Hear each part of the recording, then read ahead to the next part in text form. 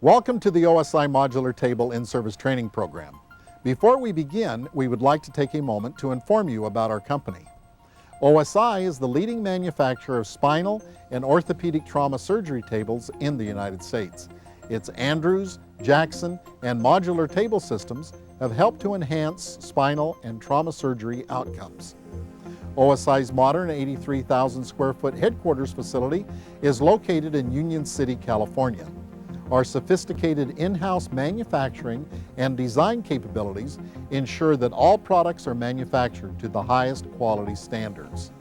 We hope you find the following in-service training tape informative and enjoyable. Our field representatives look forward to assisting you with your patient positioning requirements.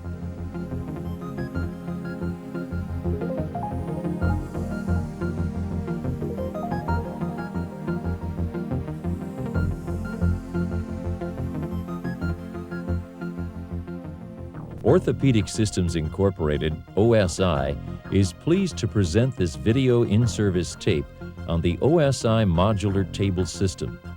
5 procedure-specific tops are now available for the modular table system. They are the Jackson Spinal Surgery Tabletop, the Radiolucent Imaging Tabletop, the Orthopedic Trauma Tabletop, the Maximum Access Lateral Surgical Tabletop, and the Endourology Top. Video in-service tapes are available on each of these tabletops.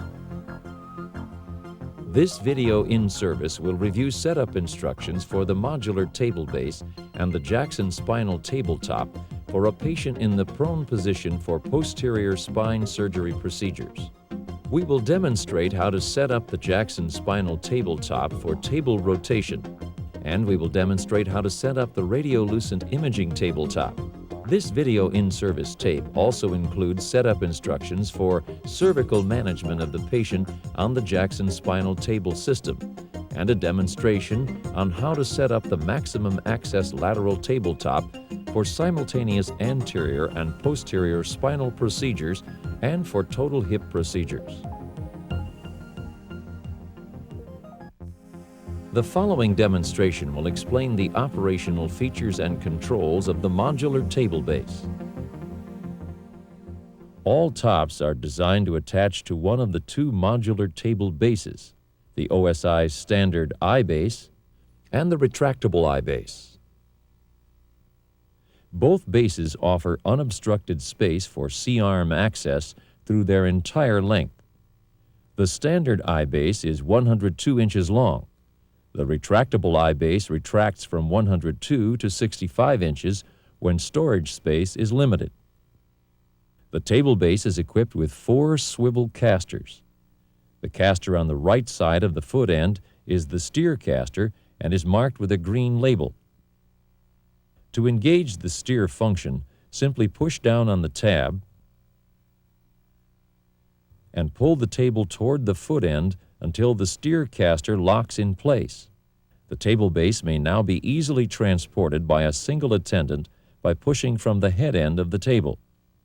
Before using the optional retractable base, you will need to extend it from its retracted storage position to its extended position. To extend the base, engage the wheel locks on the 2 head end swivel casters and ensure the wheel locks on the 2 foot end casters are unlocked. Fully loosen the lock knob on the base rail, then extend the foot end column until it stops, and secure by tightening the lock knob. Now lock the wheel locks on the 2 foot end casters. After positioning the table in the surgery suite, push the table forward to expose all wheel locks.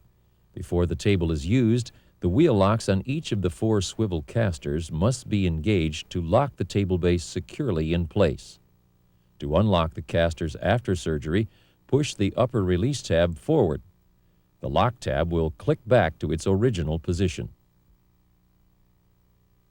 The table base is equipped with an integrated lighted on-off switch and circuit breaker under a waterproof cover located at the base of the head end, which is illuminated when the table is in use.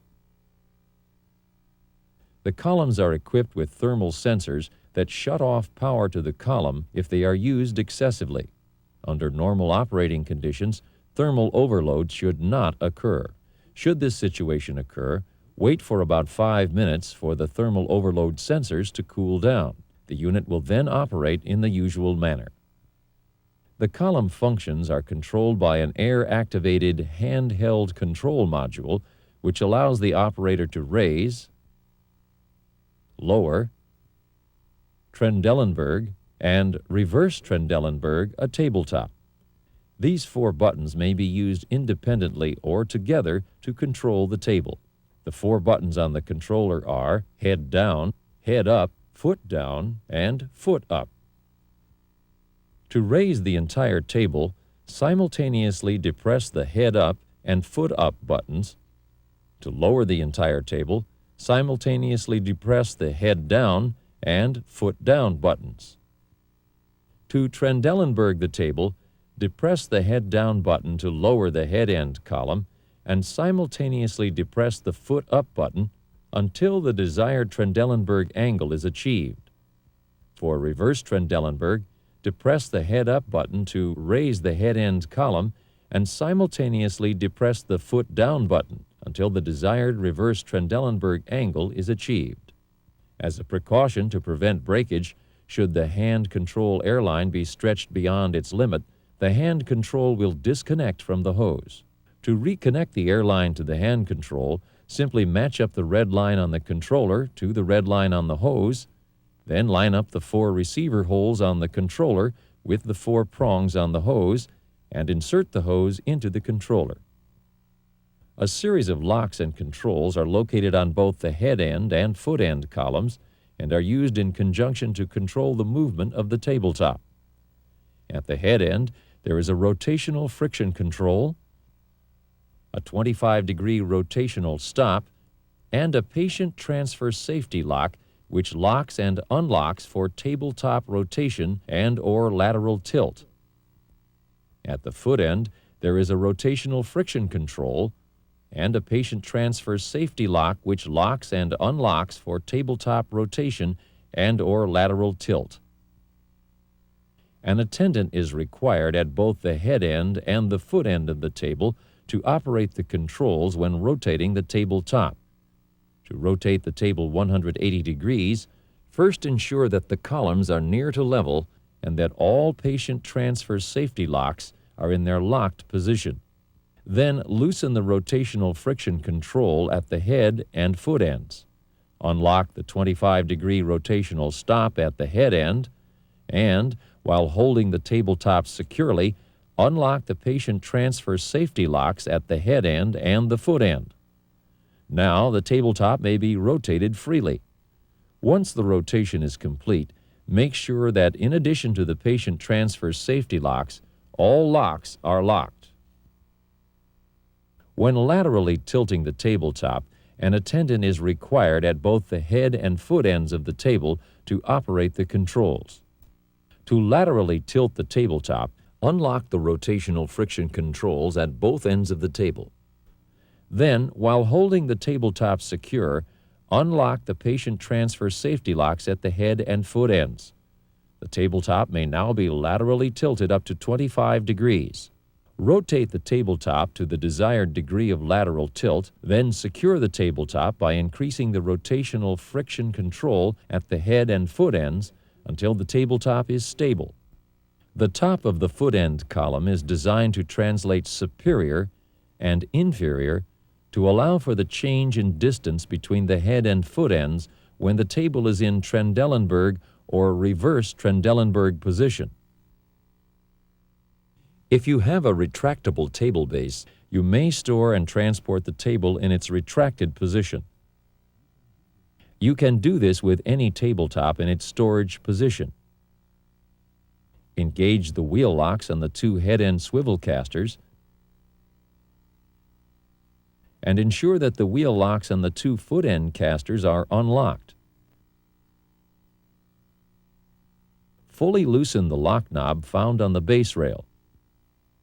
Remove the removable H-frame from its storage position at the head end of the table, place it on the head end crossbar, and secure with a T-pin. Disconnect the tabletop at the head end and place the handle of the tabletop into the head end storage bracket. It may be necessary to pull the tabletop toward the head end of the base to allow for adjustment so that the top fits securely into the bracket. Now hold the foot end of the tabletop and remove the T-pin from the tabletop and crossbar. Raise the tabletop up and out of the way.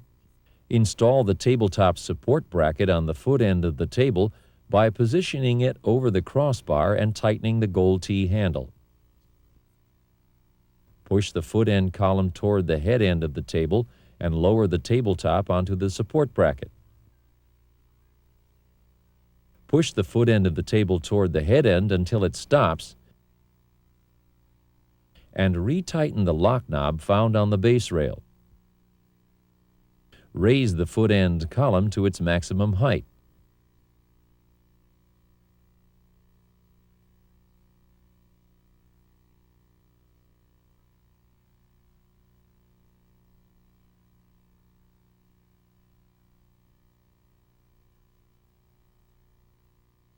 If the orthopedic traction arc or pelvic traction arc are on the table base, they may be left on for storage and transportation. This concludes the in-service on the modular table base. Now we will demonstrate the Jackson Spinal Surgery System tabletop. The Jackson Spinal Surgery tabletop and the imaging tabletop of the OSI modular table system provide unparalleled spinal surgery capabilities for lumbar, thoracic, and cervical procedures. These tops are available in 350-pound patient weight capability and an optional 500-pound patient weight capability, both of which are appropriately labeled. The unique system design allows the surgeon to rapidly and safely rotate the patient about the axis in prone and supine positions. In addition to its 360-degree rotational capability, the Jackson Spinal Surgery top and imaging top offer complete radiolucency, allowing for unrestricted C-arm access. The table's procedural capability includes laminectomies, decompressions, osteotomies, anterior and posterior spinal fusions, and positioning for surgical correction of deformities. In the following segment, we will demonstrate how to set up the Jackson Spinal Surgery tabletop for prone positioning of a patient for posterior spine surgery procedures. Before transferring the patient to the Jackson Spinal Surgery top, lock the patient transfer safety locks and the rotational friction controls at the head and foot ends of the table, and verify that the 25-degree rotational stop at the head end is engaged. Next, place a removable H-frame, facing down, into the receiver tips at the bottom of both the head and foot end crossbars and secure both ends with a T-pin. Then, install the Jackson Spinal tabletop to the table base. Place the receiver tubes at each end of the tabletop between the removable H-frames and insert T-pins through the removable H-frame and the tabletop at the fourth open hole down from the crossbar at both the head and foot ends. Next, prepare the Jackson Spinal Surgery top. First, secure the head support plate to the head section of the spinal surgery tabletop with the 4 hook and loop locking straps. Then place the chest pad inferior to the head support plate and secure it to the side rails with the 4 hook and loop locking straps. Now, determine the size of hip pads to be used based on the patient's size. The hip pads are marked small, regular, and large, but the hip pad size is not determined by the size, but the space between the pads when they are attached to the spinal surgery top. The pads marked regular will fit 70 to 85% of patients. The pads marked large should be used on patients with a larger abdominal area, because a larger opening will be required between pads. Use the pads marked small for children and smaller adults, as they will require less of an opening between pads. The hip and thigh pads are available in both standard foam and integral shear guard gel versions. Next, install the thigh pads inferior to the hip pads, making sure the arrow on the backside of the pad is pointing toward the foot end of the table, and secure the pads to the table frame with the locking lever.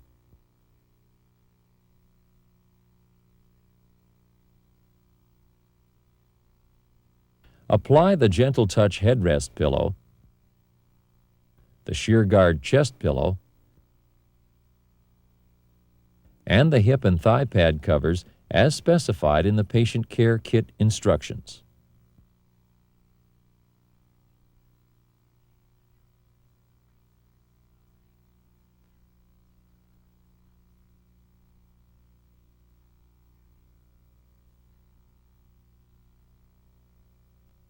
Then install the two leg boards with the hook and loop locking straps just inferior to the thigh pads.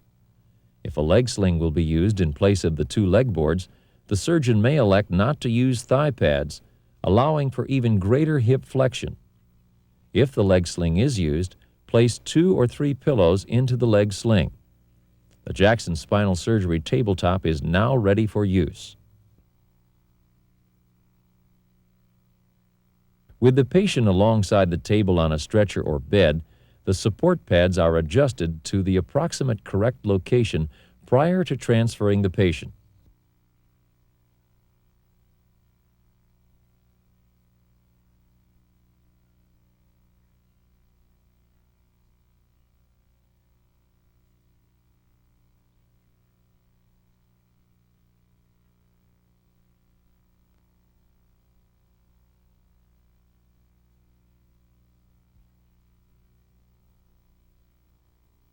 With the pad of the stretcher approximately level with the top of the support pads, roll the patient onto the Jackson Spinal tabletop.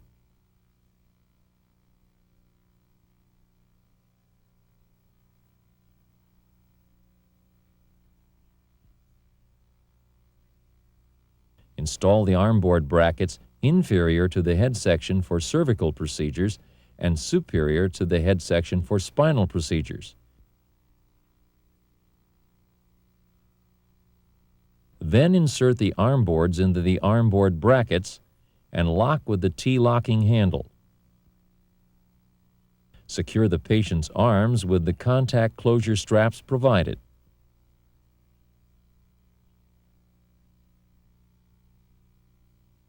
The final adjustments are now made to ensure optimal pad placement. The head support plate is adjusted,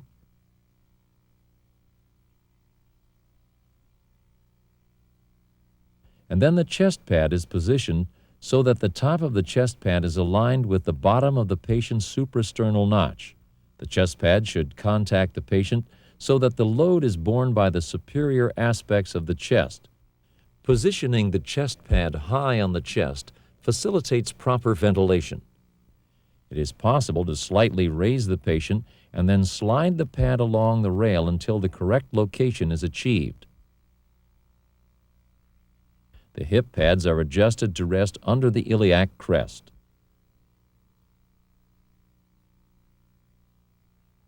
The thigh pads, if used, rest under the patient's thighs abutting the hip pads.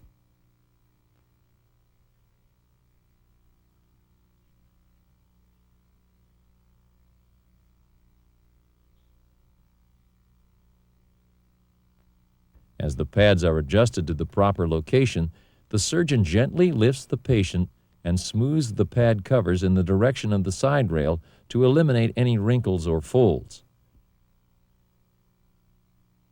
All pads should now be in their final position. Ensure all pads are securely latched to the tabletop. Pillows can be used to position the legs.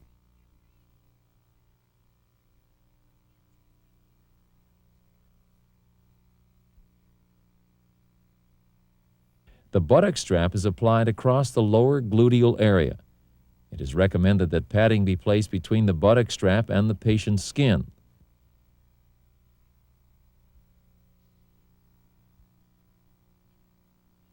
The strap is positioned forward of the hips, around the rail on the superior side of the hip pads, and back into the corresponding buckle. It is important that the buttock strap is low on the gluteal area, surrounds both the hip and thigh pads, and is positioned snugly around the buttocks. Place the 60-inch patient safety strap across the patient's calves, around the table, and secure the buckle. It should not be too tight, but just tight enough to keep the legs on the pillow if the table is rotated about the horizontal axis. This concludes the demonstration on prone positioning for posterior spine surgery procedures. In the following segment, we will demonstrate how to set up the Jackson Spinal Surgery tabletop for table rotation. Before transferring the patient to the Jackson Spinal Surgery tabletop, lock the patient transfer safety locks and the rotational friction controls at the head and foot ends of the table, and verify that the 25-degree rotational stop at the head end is engaged. Next, place a removable H-frame, facing down, into the receiver tips at the bottom of both the head and foot end crossbars, and secure both ends with a T-pin. Then, install the radiolucent imaging top to the table base. With the pad side up, place the receiver tubes at each end of the tabletop between the removable H-frames and insert T-pins through the removable H-frame and the tabletop at both the head and foot ends. For average girth patients, place the imaging top in the fourth open hole down from the center of the removable H-frame, adjust the rung position up for smaller patients and down for larger patients to ensure that the rotational axis of the patient is in line with the center crossbar at the head end of the table. Next, prepare the Jackson Spinal Surgery top. First, secure the head support plate to the head section of the spinal surgery top with the 4 hook and loop locking straps. Then, place the chest pad inferior to the head support plate and secure it to the side rails with the 4 hook and loop locking straps. Now, determine the size of the hip pads to be used based on the patient's size. The hip pads are marked small, regular, and large, but the hip pad size is not determined by the size of the pads, but by the space between the pads when they are attached to the spinal surgery top. The pads marked regular will fit 70 to 85% of patients. The pads marked large should be used on patients with a larger abdominal area because a larger opening will be required between pads. Use the pads marked small for children and smaller adults, as they will require less of an opening between pads. The hip and thigh pads are available in both standard foam and integral shear guard gel versions. To install the hip pads, place the pads below the chest pad, approximately at the level of the iliac crest. The 500-pound Jackson table option comes with an additional set of large hip pads so that 2 hip pads can be used on each side of the tabletop to accommodate larger patients. Secure the base of the pad to the spinal surgery top with a locking lever. During patient transfer from the table to the stretcher, the patient's weight should not be allowed to rest solely on the hip pads. Doing so may fracture the lower plate of the hip pads. Next, install the thigh pads inferior to the hip pads, making sure the arrow on the backside of the pad is pointing toward the foot end of the table, and secure the pads to the table frame with the locking lever. Open the patient care kit, apply the shear guard chest pillow, and the hip and thigh pad covers as specified in the patient care kit instructions.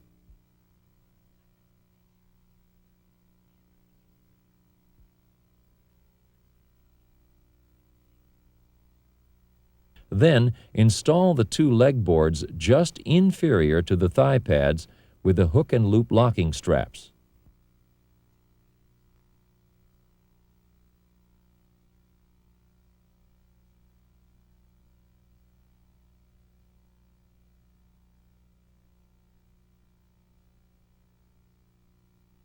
The Jackson spinal top is now ready for use.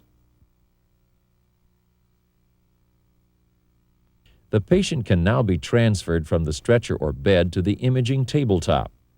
After the patient has been transferred to the tabletop and intubated, the anesthesiologist will place the gentle touch pillow on the patient's head, bring all lines and tubes through the hole in the side of the pillow, and secure the pillow to the patient's head with either tape or straps.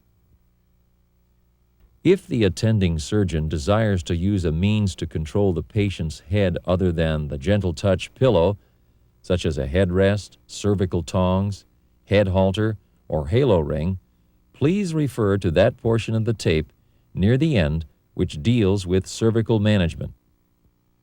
Once this is done, position pillows as necessary over the patient's legs to stabilize and secure the legs during rotation. Attach a removable H-frame to the head end of the table with a T-pin.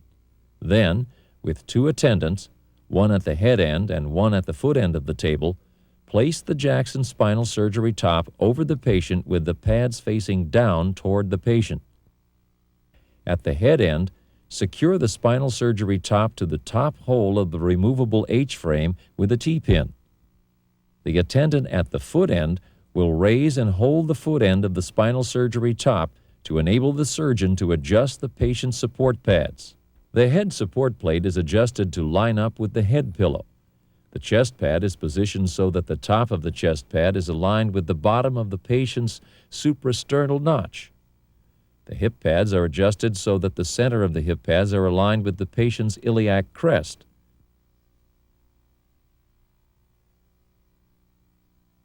The thigh pads are adjusted to rest against the hip pads.